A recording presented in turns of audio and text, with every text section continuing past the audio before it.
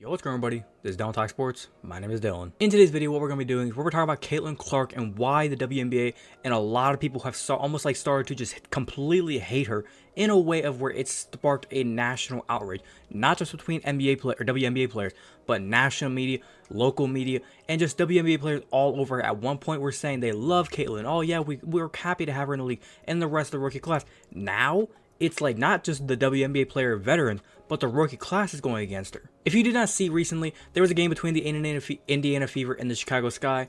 There was a couple points in the game, and this was not just the first instance of Caitlin Clark getting attacked in this way. There was two different instances in this game, but I'll put up on screen. You can kind of see the way it went. Kennedy Carter, she went, and I believe Caitlin Clark kind of scored her. Caitlin Clark kind of talked a little bit of shit. There's nothing wrong with talking shit, but as you can see there, you see Kennedy Carter go over, and before the ball is even inbound, just straight up rear up and knock Caitlin Clark onto the ground. And when this happened, everybody was like, what the fuck just happened? Oh my god, this is bullshit. The past couple of days, everybody's been talking the shit.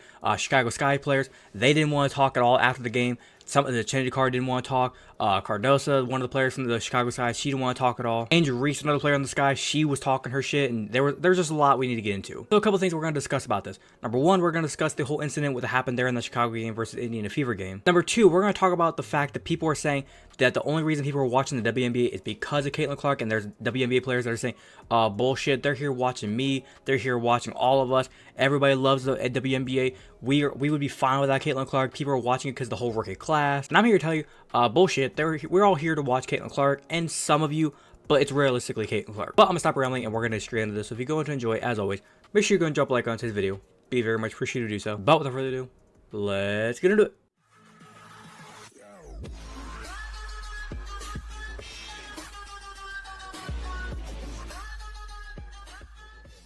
Now, first up, let's talk about this incident here with Angel Reese, another player, like I said, from the Chicago Sky. She went against Caitlin Clark in college. She was on the LSU team whenever Caitlin Clark was on the Iowa team. They faced each other in the national championship. Last year, they faced each other in the Final Four. Final Four or Elite Eight, correct me in the comments. But they both play each other. They got some beef. They got some rivalry in the past. According to them, it's all good fun. It's just business. But a lot of people in the past couple weeks and even months leading up to Caitlin Clark and all these players getting drafted into WNBA, everybody was talking about the ratings were going to go up. It's all because of Caitlin Clark. We're here to watch Caitlin Clark. And Angel Reese got a little bit pissed off. She says here, and I quote, "The reason we are watching women's basketball is not because of one person. It's because of me too." She says down here, "I'll look back in 20 years. The reason why we watch women's basketball is not just because of one person. It's because of me too. And I want you to realize that." Basically, she, in her eyes, thinks that she is like the star, whereas reality, no, honey, it's Caitlin Clark. The next post I want you to see is from this tweet I found right here, showcasing the average viewers of Indiana Fever games the past couple of weeks throughout the month of May and what they were getting. Let's see here. The game against Connecticut Sun. Connecticut Sun's a pretty good team, 2.12 million viewers. Against the New York Liberty, 1.7 million views. Connecticut Sun again, 1.5. Against the Los Angeles Sparks and Las Vegas Aces, they had a viewership of 1.34 million. And then another game against Indiana Fever, they had 724,000. Do we notice a little bit of a pattern here? The top five of rated games for that week, 4 of them had Fever games. Now, the next thing I want to discuss, and you guys are going to probably hate me for this, but we're going to have to talk a little about the race thing. And what I mean by that is you look here at the View, they were talking about, I hate the View, I fucking hate the people on there, but they had their little conversation about it, and they talked about white privilege and the fact that she's white, and that's the reason why people were like this. And according to them and a lot of other ESPN analysts, some people, Stephen A. Smith was talking about that, they were all saying the same exact thing.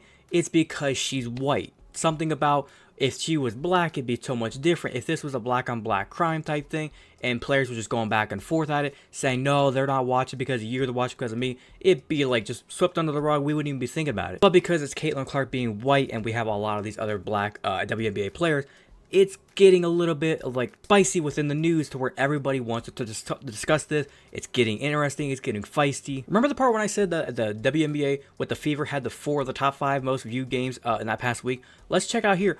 For all the broadcasters that take over for WNBA games, ESPN2, ABC, ESPN, ION, CBS, and NBA TV. Let's look at the games and what games for those networks were the most broadcasted. What teams were on those airs. ESPN2, let's see, Indiana Fever, that 2.1 million that we spoke about earlier.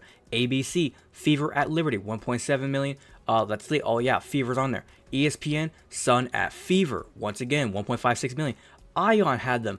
Fever at Sparks, 724,000. CBS, they had Liberty and Lynx. I don't even think the reason why Fever's not on there is because I don't think they've been on CBS this year. And NBA TV, Fever at Aces, they were on there for 333,000. Now, when you look at the way the WNBA players are treating Caitlin Clark, here's some of the things that we need to go over. Like I said, the whole thing with like the race way, or the way of race that they're trying to use is, I don't like that. I think they need to cut that shit out. The thing these WNBA players need to realize is, you are not as popular as she is for some reason, and it's not fucking race. We have seen plenty of black players in football, in basketball, for guy sports, come into a league, take over the league by storm, and become the best players in the world, and everybody loves them.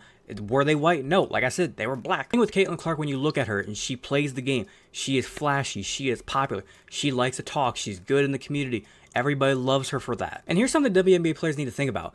If you are just shit talking her and you are trying to like bash her, bruise her, hard fouls, and one thing I do want to discuss about them going after her and the hard fouls, you're gonna get hard fouls. We see it like in NFL with quarterbacks. Rookies don't really get much rough in the passer calls, whereas veterans, they get the calls. People have been talking about, oh, Caitlin Clark's getting all these hard fouls. Oh, it's bull. She needs to get these fouls called. You're not really going to get the fouls as a rookie. Now, her getting like hip checked, knocked to the fucking ground, yeah, she needs to get those tech calls and some flagrants on those. But when it comes to her just getting fouled, like maybe like a slap on the arm, maybe shoves to the ground through that kind of contact, some things like that, it's going to have to just be like a welcome to the league rook kind of moment. Next up, whenever it comes to Caitlin Clark just kind of dishing it aside, I think she's going to be fine in that category. She's going to be fine to just kind of push it aside, forget about it. She's going to keep on playing her game. I think one player, I think Sabrina Ionescu, the player from the New York Liberty, she kind of talked about it. There was a game, I believe, whenever she played the NNA Fever, Caitlin Clark, I think, only scored like 3 points in that game, and she was asked, what do you think about Caitlin Clark only scoring 3 points?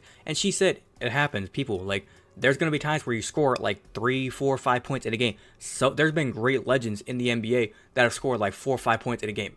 It happens. You're not going to score 20 or 30 points every single game. Sometimes you're going to lay an egg. It happens. So be it. Move on to the next game. Now, what's going to happen going forward for the rest of the WNBA players whenever it comes to them just like trying to almost make Caitlin Clark feel bad, and they could be like, we don't need you. We are fine. We can get the ratings without you.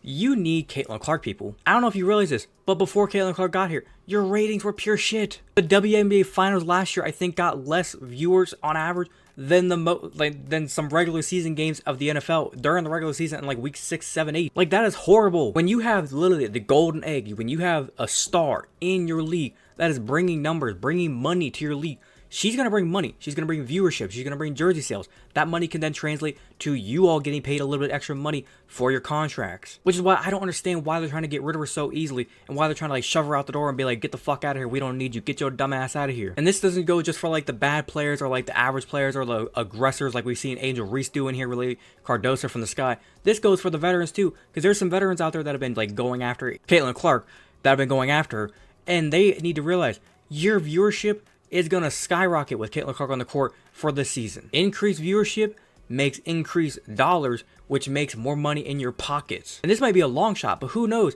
if more players like Caitlin Clark come into the league, and maybe if like these other players that are in the league and get touching on the point of like what Angel Reese said about, oh, we don't need Caitlin Clark. They're here to watch me. They're here to watch this entire rookie class. That could be true. You got a lot of great players in this rookie class. Here's the problem though. I don't see anybody really saying, I want to go watch Angel Reese or Cameron Brink. I'm hearing people say, I want to go watch Caitlin Clark. I'm going to kind of wrap it up by saying this. The WNBA players need to get over it. The whole race thing needs to fucking cut it out now. Anybody that's trying to bring race into it, it's stupid. Just let it go. When it comes to Caitlin Clark, just keep on playing your game, girl. You're good. Keep on grinding. Keep on playing hard. You're going to be fine. And I think WNBA needs to get something to the other players in the league, whether it be like call up the general managers, the general managers tell the head coaches, and they can tell the players they need to settle it the fuck down. That Caitlin Clark is bringing revenue to the league. Do you all want to get paid $60,000 on your next contract or $100,000 on your next contract? And then in 5 years, do you want to get paid $100,000 or $500,000 on your next contract? That money's going to go up because of Caitlin Clark. So suck it up, lace up your shoes, get on the court, play the game, and cry about it when you get home. But other than that, I think I'm going to wrap it up there. Hopefully you guys did go and enjoy today's video. If you did enjoy it, as always, make sure you're going to drop a like on today's video. Be very much appreciated to do so. If you wanted to watch the entirety of today's video, thank you very much. And like I said, if you have an opinion, do you agree or disagree with things like I said? What do you think about the whole situation with Caitlin Clark? Do you think it's involved with the white privilege thing, the race thing? Do you think it's more or less just the players are jealous of her that she is like this popular? Do you think they wish they had the popularity? Whatever your opinion may be whenever it comes to Caitlin Clark and the whole situation and these players going after, what did you think about Caitlin Clark getting bashed against Kennedy Carter? Whatever your opinion may be with the whole situation, leave a complete opinion down in the comment section down below. Be more than welcome to talk about with you guys. If you're a fan of the content that I do post here and you want to go and hit that big red subscribe button, feel free to do so. And do not forget to hit that little notification bell. Be notified second I post. But without further ado, this has been Don't Talk Sports. Have a great day. Peace.